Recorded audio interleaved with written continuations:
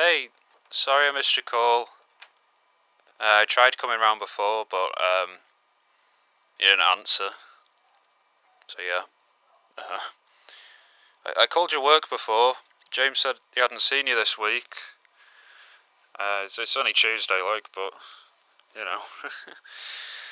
I know things have been difficult for you, but it's been difficult for me as well.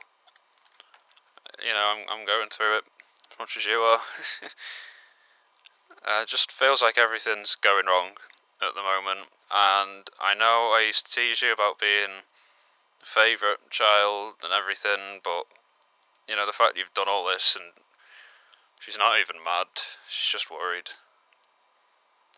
Maybe if you just replied to her, or replied to me, or replied to anyone, just let us know how you're doing, because I'm worried about you.